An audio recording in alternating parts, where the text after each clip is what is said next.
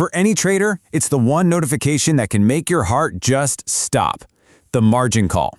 You know, it's often seen as this final blow, a death sentence for a trade. But is it really? Today, we're going to tear that myth apart and show you what's really going on behind a margin call. So picture this, you're watching your positions, everything's going okay, and then bam, that dreaded notification pops up on your screen, margin call. Your heart starts pounding and your first thought is, this is it, I'm about to get liquidated. But what if that whole wave of panic is based on a huge misunderstanding? All right, let's start by taking a sledgehammer to the single biggest myth out there. The idea that the margin call alert is the thing that actually executes your account. So on one side, you've got what everyone fears, this immediate, forced liquidation of your positions. The end of the line, right?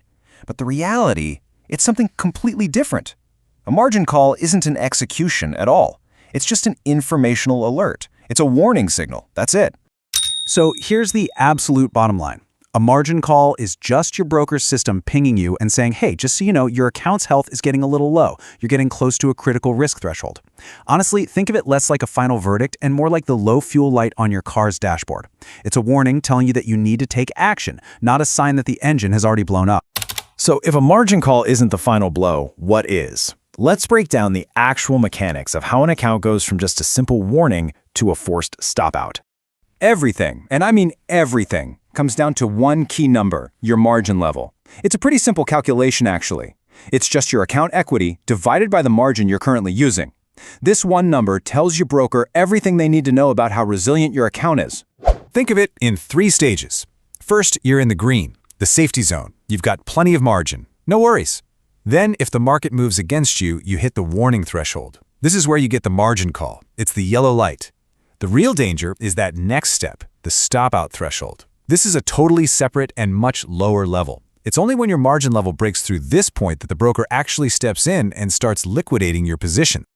Okay, so you understand the steps, but here's the thing. There's a hidden factor that can push you from that safety zone to the danger zone incredibly fast, and it has absolutely nothing to do with the price of your asset moving against you. Let's talk about the volatility trap. So when markets just go completely wild, huge price swings, tons of uncertainty, brokers get nervous, and to protect themselves and the entire system, they actually increase the amount of collateral or margin that you need to hold a position. This is what we call a dynamic margin requirement. Think about it like this. Under normal, calm market conditions, you've got this nice big cushion of available margin. But when high volatility hits, the broker jacks up those requirements. Now, your position size hasn't changed, the price hasn't even moved against you, but poof, your safety net just shrank dramatically. And all of a sudden, you're way closer to that margin call threshold than you were a minute ago. And listen, this isn't just some abstract theory. The source material points right to the GameStop saga as a perfect example. You had traders who thought they had a solid risk plan, but they were completely overwhelmed because they assumed margin requirements were fixed.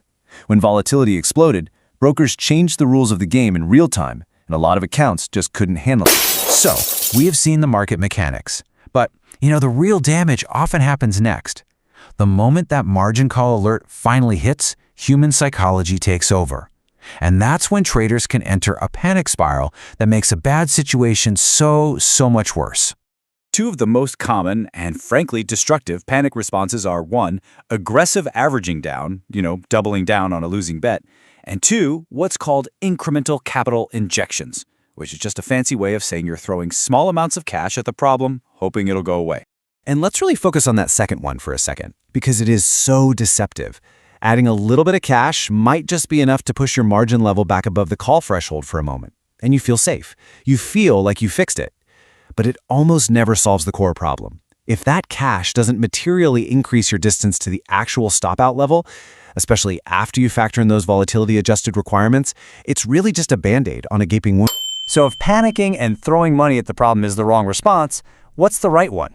Let's take a look at how sophisticated traders handle this kind of pressure. Not with emotion, but with a clear strategy.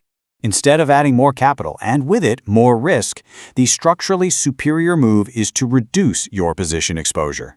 Now, why is that better? Because cutting your position size directly lowers the amount of margin that you're using. It immediately frees up capital and restores your account's health in the most reliable way possible. The pros, they have a playbook for this.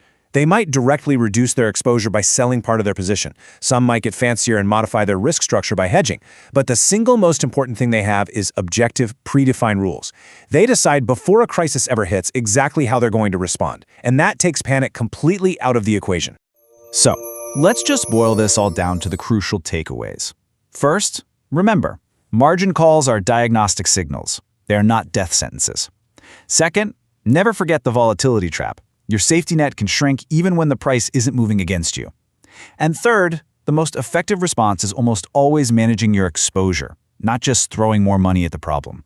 And that really leaves us with one final crucial question to think about. You might have a risk plan that feels totally solid right now, in a nice, calm market. But is it built to withstand a sudden storm? Is it ready for that moment when volatility changes all the rules?